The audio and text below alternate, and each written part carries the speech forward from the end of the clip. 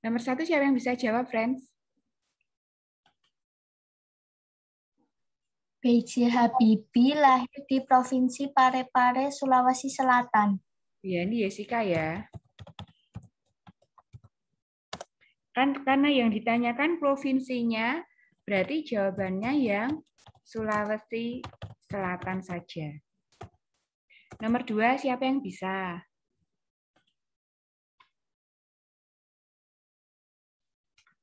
Sikap-sikap yang patut diteladani. Jawabannya banyak di paragraf kedua. Sifat-sifat Sifat-sifat disiplin, cerdas, rasa ingin tahu, dan tegas. Nah, ini tadi yang jawab ada beberapa, tapi yang terdengar jelas suaranya Vladi. Kalian sebelum menjawab, bisa angkat tangan dulu, Fres. Ada disiplin, cerdas, rasa ingin tahu, dan tegas.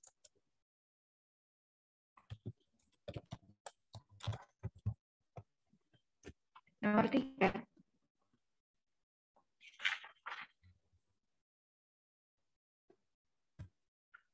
Mengapa B.J. Habibie menempuh pendidikan di Jerman? Ayo cari jawabannya di paragraf keempat. mendapat beasiswa. Siapa ini ya? Syafina, Miss. Oke, Syafina. Bagus, Syafina.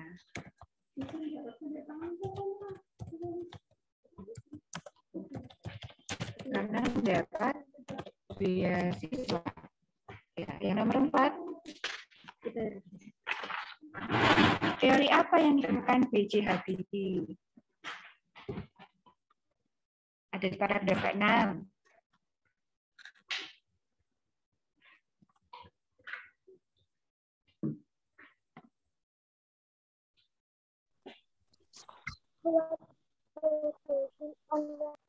Amit, Suara siapa, friends? Kinansa. Kinansa.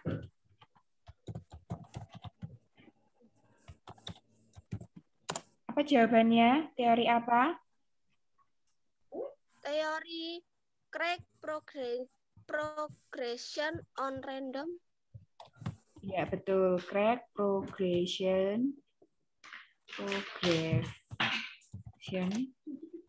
on random. Ya. Teori tentang apa ya itu ya? Jadi ini dengan teori ini pesawat bisa dibuat lebih ringan. Karena penggunaan baja bisa dikurangi, diganti dengan penggunaan aluminium. Dan pesawatnya bisa menjadi lebih awet, friends. Nah, ini jawaban nomor 5 tadi ya. Apakah kegunaan teori tersebut? Yuk, siapa yang bisa mengulangi tadi penjelasannya Miss Pundi? Kegunaan teori tersebut. Dengan ditemukannya teori ini, porsi rangka baja pesawat bisa dikurangi dan diganti dengan dominasi aluminium. Adila ya?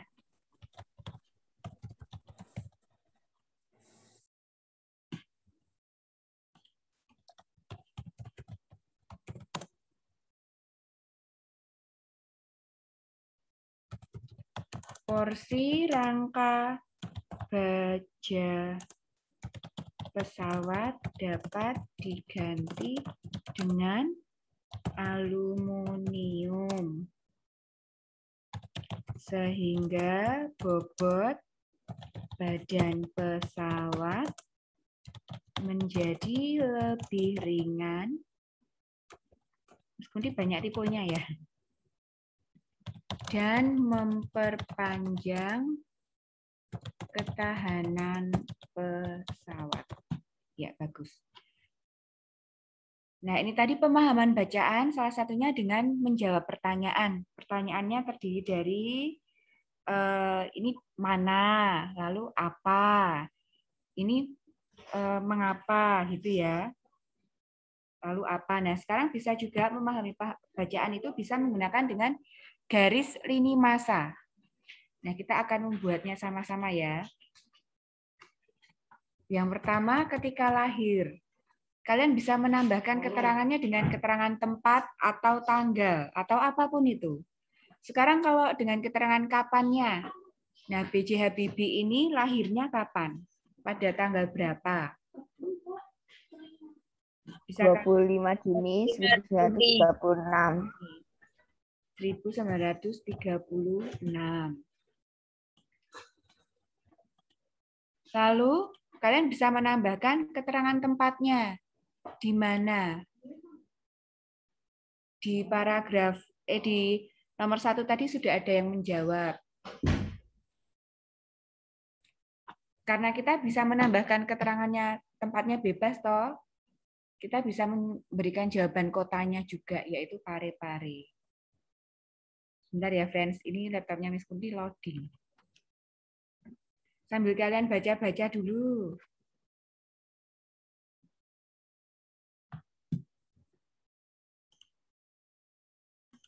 Nah, ini bisa ditambahkan keterangannya, lahirnya di Parepare.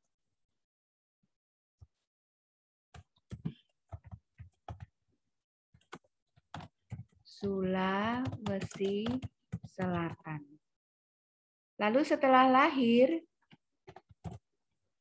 yaitu masa kecilnya di mana? Masa kecilnya, apakah sudah berpindah tempat?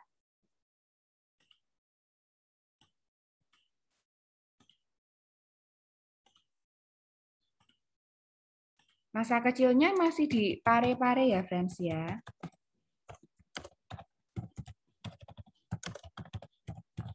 Lalu peristiwa besar apa yang terjadi ketika masa kecilnya Habibie? Yaitu ayahnya meninggal pada 3 September 1950. Setelah masa kecil, apalagi fans? Masa SMA. Nah, SMA ini dia sudah berpindah tempat. Sudah tidak di Sulawesi lagi. Tapi di mana? Ke Bandung. Iya, di Bandung.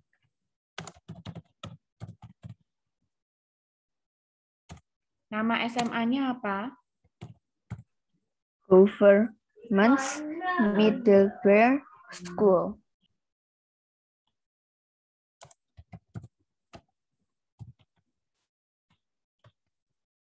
Middlebury School.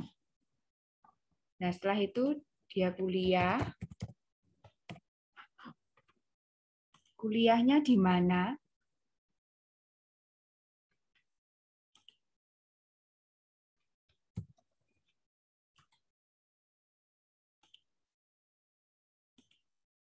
Kuliahnya di ITB, Institut Teknologi Bandung. Kemudian karena mendapat beasiswa, dia melanjutkan kuliahnya di Jerman dengan mengambil jurusan pesawat terbang.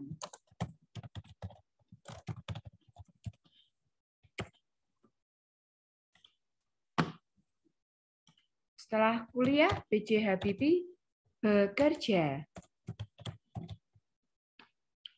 Awalnya beliau bekerja di Jerman di perusahaan industri pesawat terbang. Jabatannya juga termasuk jabatan yang tinggi ya, friends ya. Vice President. Nah, karena di Jerman dia merupakan tokoh yang berjasa, ditawari untuk menjadi warga negara Jerman, tetapi ditolak karena dia ingin mengabdi di tanah air. Kemudian dia menjadi Menteri Negara Ristek, Menristek, pada masa pemerintahan Presiden Soeharto. Setelah itu dia dipilih menjadi Wakil Presiden RI. Nah, ketika Soeharto turun dari jabatannya, dia menjabat sebagai Presiden Indonesia. yang ketiga, tapi tidak lama. Nah, contoh lini masa itu seperti ini ya, friends ya.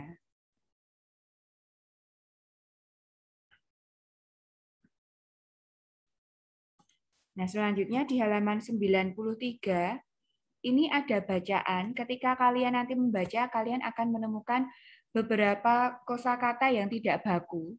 Nah, itu dilingkari ya, friends ya.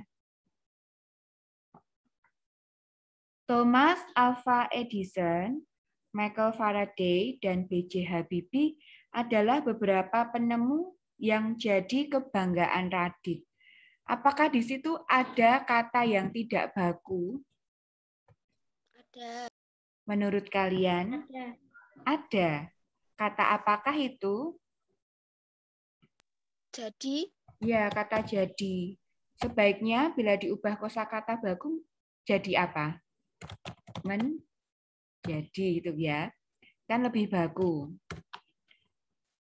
Adalah beberapa penemu yang menjadi kebanggaan Radit. Kalian beri tanda lingkaran ya. Di kalimat kedua, Radit sangat kagum dengan para penemu itu.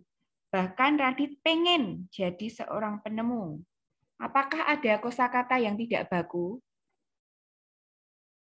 Ada. Pada? Ada. Kata apa itu? Pengen. Pengen. ingin.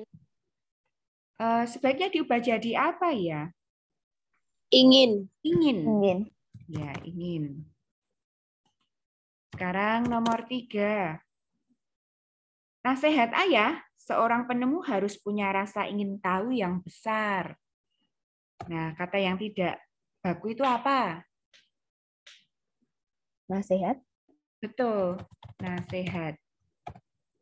Bakunya adalah nasihat. Lalu ada lagi, kata apa itu? Rasa ingin tahu. Nah, tahu di sini tidak baku. Yang betul adalah tahu. Kalimat selanjutnya ya.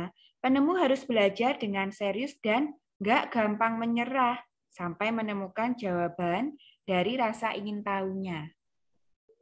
Kata apa yang tidak baku? Enggak. Bakunya bagaimana, friends? Tidak. Tidak. Rasa ingin tahunya itu juga harusnya ingin tahunya gitu ya, friends ya.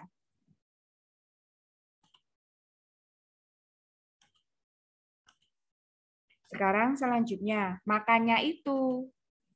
Nah, Radit mulai merubah sikapnya. Kata apa yang tidak baku? Karena itu. Maka. Makanya. Makanya itu.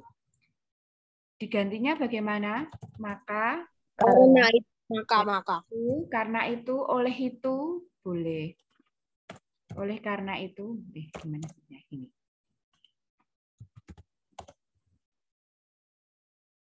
Nomor selanjutnya. Radit lebih rajin belajar, disiplin, manfaatin waktu. Nah, ini juga tidak baku ya. Kalau diubah menjadi baku bagaimana? Memanfaatkan. Manfaatkan waktu. Aktif baca buku. Nah, sebaiknya diubah jadi apa? Aktif. Aktif pakai F.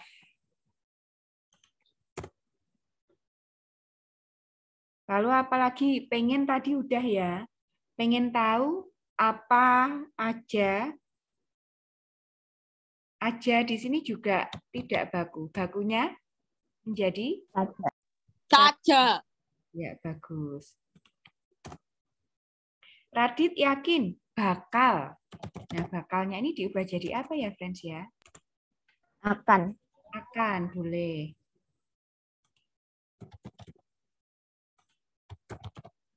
Akan jadi. Jadinya tadi diubah menjadi ya, akan jadi seorang penemu kelak. Nah, untuk artinya nanti silakan kalian lengkapi sendiri. Kalian bisa mencarinya di KBBI. Sekarang dibuka halaman 94 ya, friends ya. Tabelnya yang di atas itu bisa kalian isi dengan kata-kata yang sudah kita temukan bersama. Nah, kosakata baku itu apa? Kalian baca di Kini Ku Tahu. Kosakata baku adalah kata yang sesuai dengan pedoman atau kaidah bahasa Indonesia yang telah ditentukan. Kosakata baku bersumber dari KBBI. Di HP-nya kalian sudah ada KBBI semua ya, friends ya? Udah download nih. Iya, bagus. Kosakata baku umumnya sering digunakan dalam kalimat resmi, baik dalam tulisan maupun ucapan. Kalau kosakata tidak baku adalah kata yang digunakan tidak sesuai dengan pedoman atau kaidah bahasa Indonesia yang sudah ditentukan. Biasanya kosakata tidak baku sering digunakan saat percakapan sehari-hari atau dalam bahasa tutur, lebih santai. Tapi kalau kosakata tidak baku, kalian cari di aplikasinya, itu mungkin muncul, tapi nanti ketika diklik, tulisannya adalah bentuk baku dari apa. Gitu. Kalau yang kosakata baku, ketika diklik itu sudah langsung artinya apa, gitu ya, friends ya.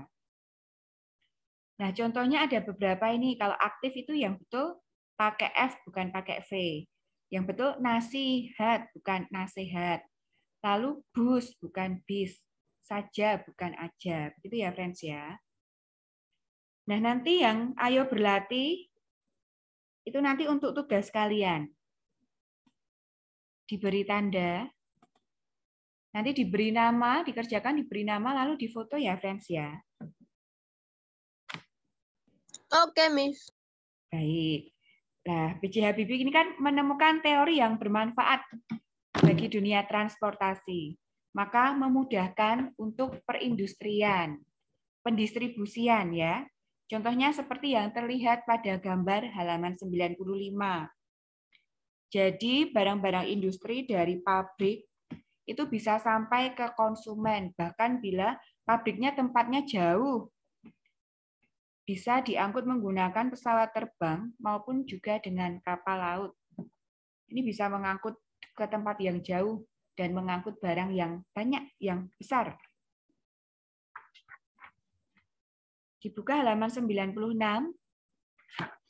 Kaitannya dengan gambar dan paragraf itu nanti, yang halaman 96, ayo jawab, ini nanti menjadi tugas kalian. Dijawab di buku itu, kalau tidak cukup ya di notebook.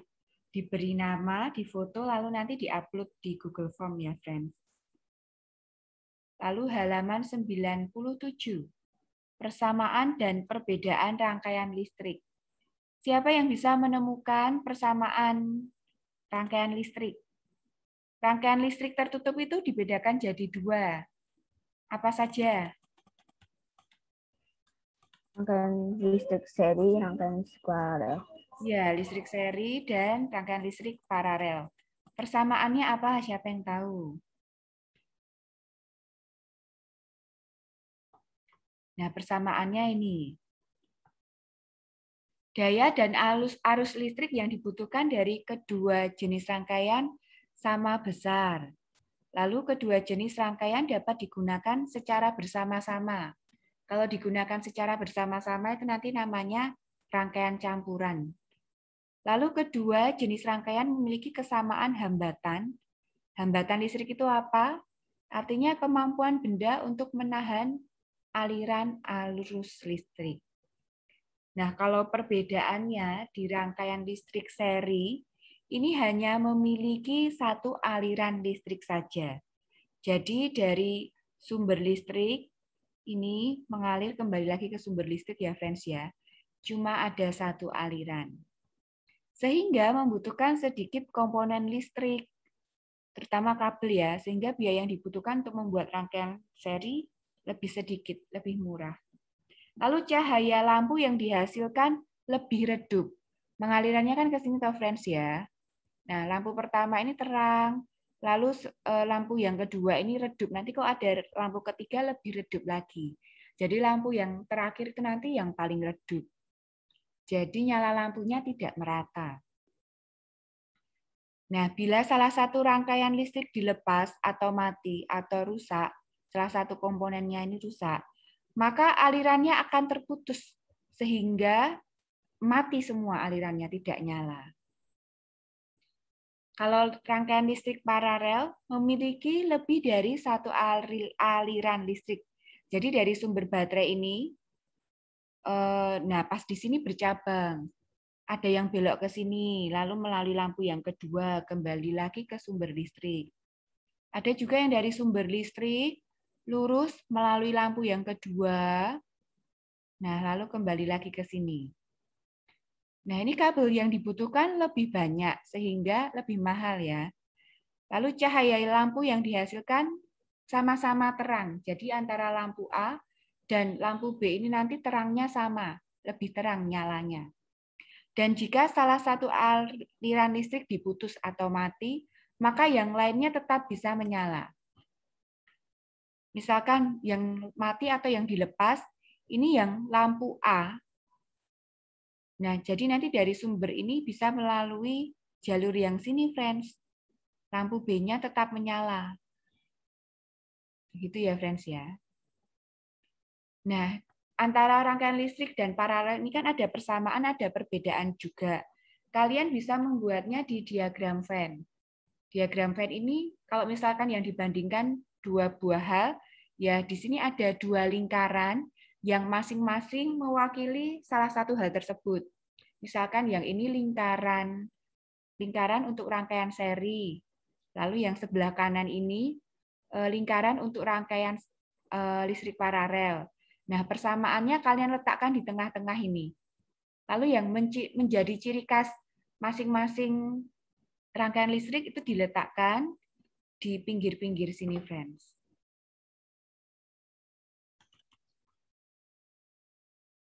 Nah, kalau ditulis ulang toh, nanti bisa juga ditulis ulang, tapi sebentar. Nah, yang persamaannya ini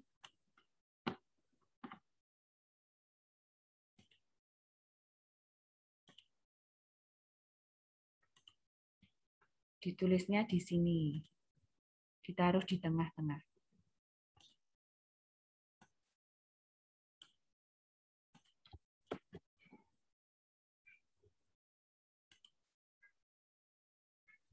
Nanti kalian tulis ulang saja ya.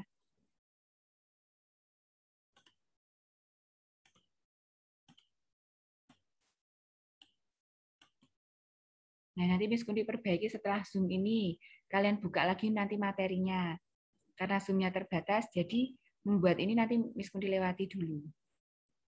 Oke, sekarang di pembelajaran kedua, kan? Ada sejarah penemu radio. Namanya adalah Guglielmo Marconi. Yuk, sekarang kita jawab sama-sama yang ayo jawab. Apa kegunaan radio? Siapa di sini yang masih mendengarkan radio? Karena zaman sekarang sudah jarang. Kebanyakan lihatnya YouTube.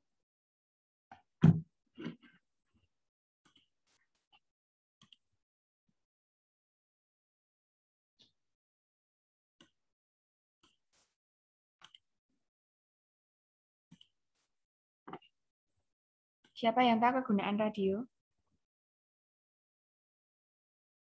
Mengirim sinyal dan informasi melalui udara pada gelombang frekuensi radio. Ya, siapa ini yang menjawab? Wadi. Oke.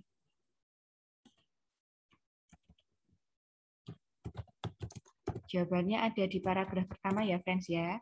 Karena waktunya terbatas, Miss Kunti kasih kode gini aja. Nanti kalau Miss Kunti ngetik menghabiskan waktu. Siapa yang menemukan radio? Ayo, selain Vladi, siapa yang bisa menjawab? Guglielmo Marconi. Suara siapa ini? Adila.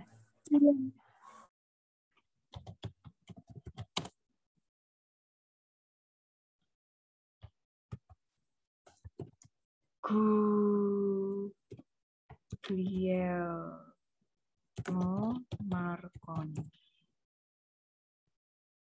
Nomor 3. Apa yang dipahami Marconi sehingga menjadi dasar ditemukannya radio?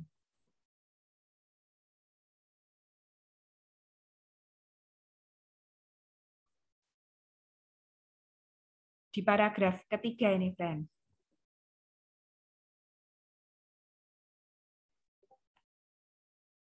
Jika arus listrik sederhana dapat meloncat melintasi udara dari kawat ke kawat, Siapa ini yang menjawab? Milka. Oke, Milka. Ini jawabannya ada di paragraf ke-3 ya. Jika arus listrik sederhana dapat meloncat melintasi udara dari kawat ke kawat, mengapa dia tidak bisa membuat hal yang sama untuk sinyal yang bermanfaat?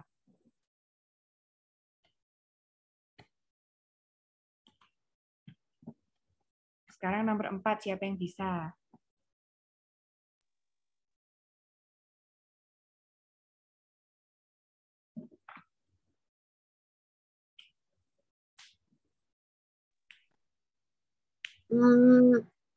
Masyarakat bisa mendapatkan informasi terbaru melalui radio. Ya, bagus. Siapa yang menjawab ini? Kenneth, Miss. Kenneth. Oke, bagus. Kenneth tadi pakai jawaban sendiri atau menemukan dari paragraf berapa gitu? Jawaban sendiri, Miss. Coba didiktekan. Jawaban sendiri, Miss. Iya, didiktekan lagi. Miss Kunti ketik. Oh. Masyarakat dapat Ya, mendapatkan informasi terkini bagus. melalui radio. Thank you, Kenneth. Selanjutnya nomor 5, siapa yang bisa? Apakah yang terjadi jika radio tidak ditemukan?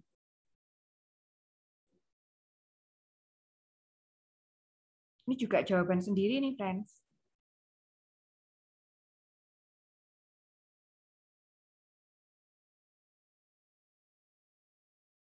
Jawabannya bisa lawan kata dari jawaban nomor 4. Siapa yang mau? Masyarakat tidak dapat mendapatkan informasi. Ya, begitu. Siapa yang menjawab ini tadi? Jessica, Miss. Oke, Jessica. Nanti Miss Kunti lengkapi kalimatnya ya, friends ya. Sekarang kita lanjut ke yang ayo menulis membuat ringkasan. Jadi tentang sejarah penemuan radio ini nanti kalian buat ringkasannya di notebook, lalu diberi nama, difoto, diupload. Nah, untuk membuat ringkasan ini, kalian bisa mengambil gagasan pokok setiap paragraf.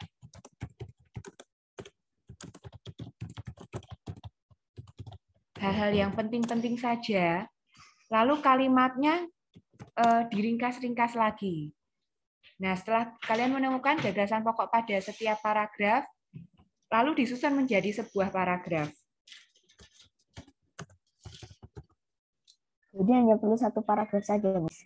Iya. Jadi satu paragraf saja.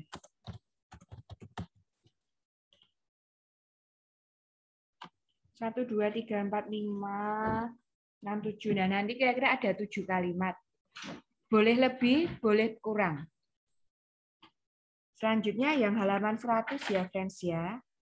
Ayo diskusi.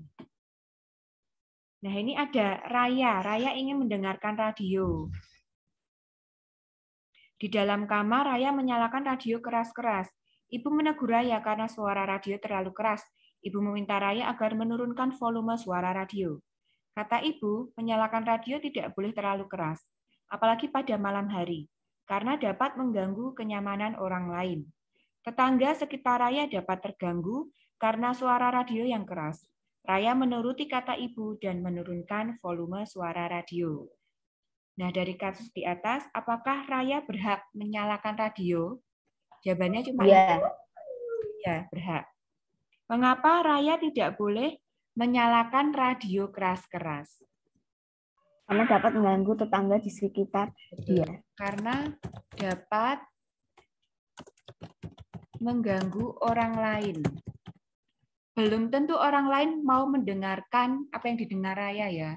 Mungkin orang lain sedang melakukan aktivitas yang lain, misalnya mau tidur, mau beribadat, mau belajar. Kan terganggu kalau ada suara lain. Apakah hak tetangga sekitar akan terganggu jika Raya menyalakan radio dengan keras? Ya. Ya, tentu saja. Bagaimana kewajiban Raya terkait dengan pemakaian radio? Kewajibannya apa? Menggunakan seperlunya dengan volume secukupnya. Apakah hak dan kewajiban harus dilaksanakan secara seimbang? Iya. Iya. Nah, kalau hak dan kewajiban ini pelaksanaannya seimbang, itu namanya anak yang bertanggung jawab. Nah, sekarang kita amati gambar pada halaman 101. Itu ada Dini dan Nia berebut raket untuk bermain bulu tangkis. Pelaksanaan hak dengan tanggung jawabnya bagaimana itu? Haknya apa? Bermain.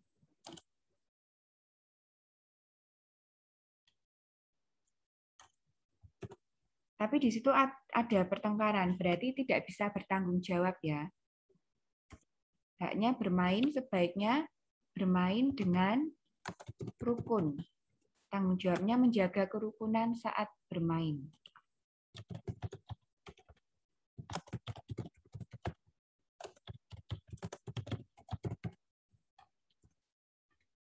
Karena bermain kan tujuannya untuk bersenang-senang ya friends ya. Nah kalau berantem nanti malah jadinya kacau perasaannya. Lalu yang nomor 2, Aji tertidur di meja dengan lampu masih menyala. Nah haknya ini apa? Bisa menggunakan lampu, lalu bisa belajar. Tanggung jawabnya sebaiknya bagaimana? Mematikan lampu. Iya, belajar dengan serius. Menutup buku saat Mematikan lampu bila sudah selesai belajar. Yang nomor 3 sekarang. Reza bermain trompet dengan suara sangat keras. Nah, ini Reza memperoleh hak berlatih. Tapi sebaiknya volume suara secukupnya saja agar tidak mengganggu orang lain.